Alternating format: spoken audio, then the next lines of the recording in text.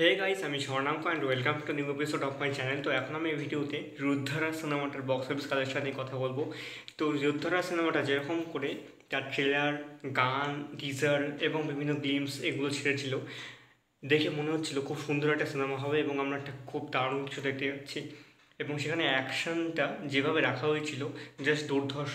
এটার কারণ ছিল ঠিক এর আগে কিল নামে যে সিনেমাটা এসেছিল, তো সেই সিনেমাটা কিন্তু হেভি পারফরমেন্স করেছিল। তো সেই সিনেমার পরে ঠিক সেই রকম ধরনের অ্যাকশন এবং সাথে রোম্যান্স আর থ্রিলিং ব্যাপারগুলো যে রয়েছে সেগুলো খুব ভালো রকম করে তৈরি হবে ভাবা যাচ্ছিল। কিন্তু শুরুতে এই সিনেমাটা যেরকম করে ধাক্কা খায়, একদম পুরো ডিজাস্টার হয় সিনেমাটা। প্রথম দিন ছিল হচ্ছে ন্যাশনাল সিনেমাতে 99 টাকায় সিনেমা দেখা যাচ্ছিলো। তো সেই দিন একটা দারুণ ওপেনিং দেয় সিনেমাটা, 4,52,00,000 টাকার প্রথম দিন কামাই করে। তারপরের থেকে পুরো ধসে গেছে।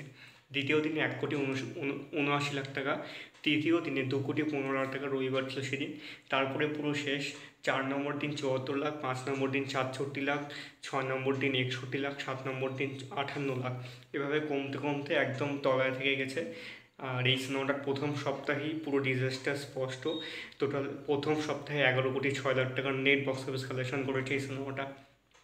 তো মালাভিকা মোহনানের প্রথম হিন্দি ডেবিউট যে সিনেমাটা আসলো, মানে হিন্দিতে ডেবিউ যে করলো, সেটা একদমই কাজ করলো না। দেখা যাক এরপরে কী কী কাজ ভালো করে। আর সিদ্ধান্ত চতুর্বেদীও সেরকম ভালো পারফরমেন্স দিতে পারেনি এই সিনেমাটায়। তো এই ছিল আজকের বক্স অফিস কালেকশন নিয়ে আপডেট। কেমন লাগলো ভিডিওটা অবশ্যই কমেন্ট করে জানিও। ভালো লেগে থাকলে চ্যানেলটিকে সাবস্ক্রাইব করে দিও।